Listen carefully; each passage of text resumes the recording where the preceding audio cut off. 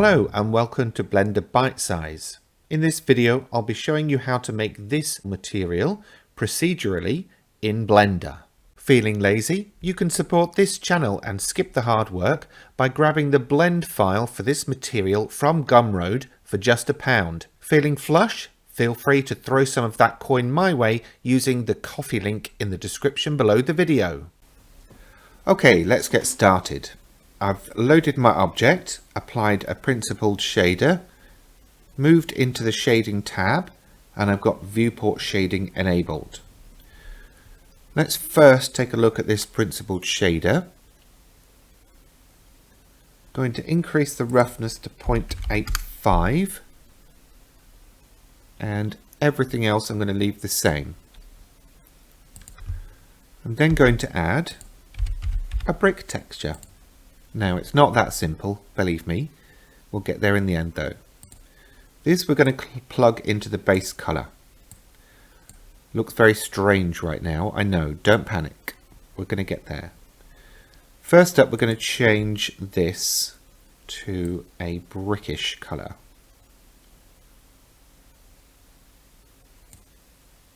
Let's say 0.93. Next up we're going to go for a lighter brickish colour, so if we put this at 0.93 and then increase the value a little bit, or even quite a bit, or even down, maybe a darker colour, who knows. Anyway, basically you want the colours to be slightly different but in the same family. For the mortar, increase the value to 1, saturation to 0.93, and that will give you the brick colour. But actually what I'm going to do is decrease that saturation a little bit and decrease the value until I kind of get a greyish brown mortar colour. Maybe even just nudge the hue a tiny little bit. Let's work with that. Now the scale we're going to reduce to 2. Obviously this will depend on the project you're doing.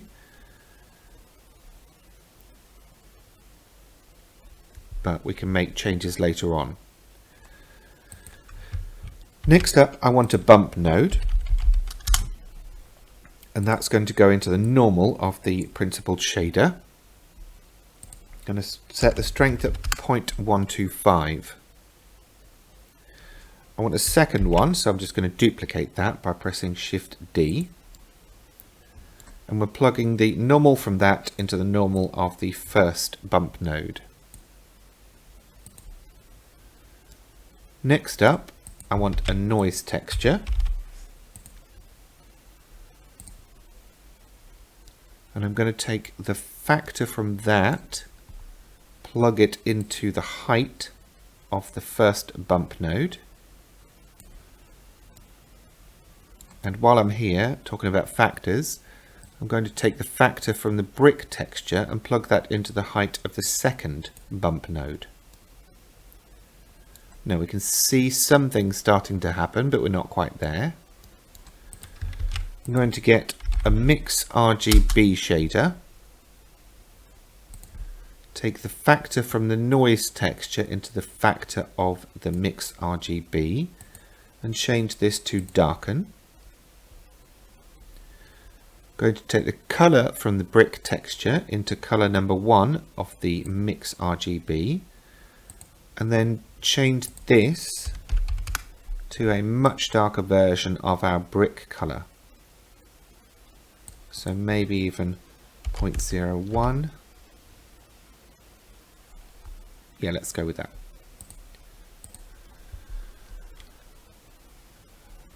On the noise texture, changing the scale to 8, detail to 16, roughness to 0.75 and leaving the distortion as it is.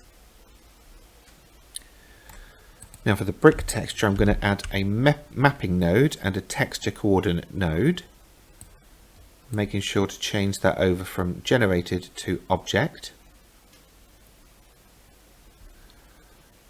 I'm going to change the X rotation to 90, and that's just so that the bricks run in the direction that I want them to according to this object.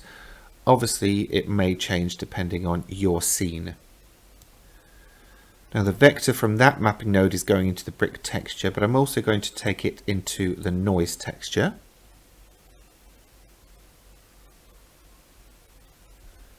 And I'm going to add another noise texture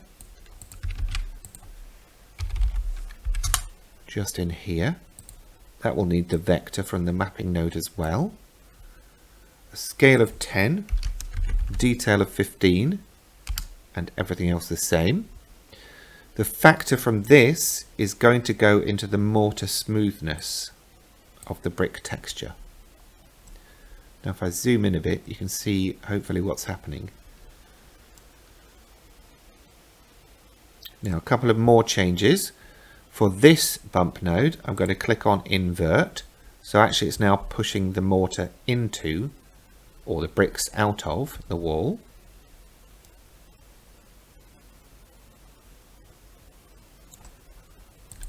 I'm going to search for an invert node, place it here, take the factor from the brick texture into the color here. Next, I'm going to search for a displacement node and take the color from the inversion or invert into the height of that. Change the mid-level to 0 and the scale to 0.008. Right, I think we're getting there. It's a bit of a mess all over the place, but we should be getting there. I might actually change the colour of the mortar to something less saturated, so it's more of a grey.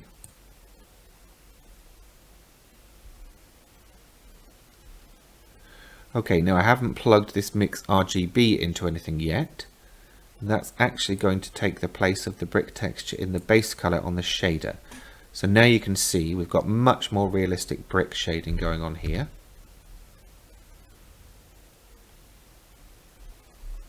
With you can see that's why you would change this rotation. If I zoom into the edge, you can see that hopefully the bricks are starting to come out. Now the strength on this second bump node, because I duplicated it, it's copied the 0.125. I want to increase that to 1, and you can see how they pop out straight away. Now one last thing to plug in, the displacement. That's going to go in the displacement of the material output. And you can see how that's now done all this kind of raggedy brickwork edging. So if I zoom back out, you can see what a difference that makes. And if you zoom out, just go into edit mode and back out, and it will basically resize that according to what you've got set here. That's about it for this one, so I'm going to send it to render so you can see the finished result. As ever, I'm using the Cycles render engine with a graphics card processing it.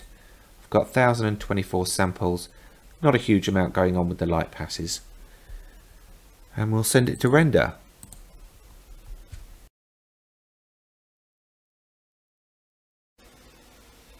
And there you have your finished brick texture rendered procedurally in Blender.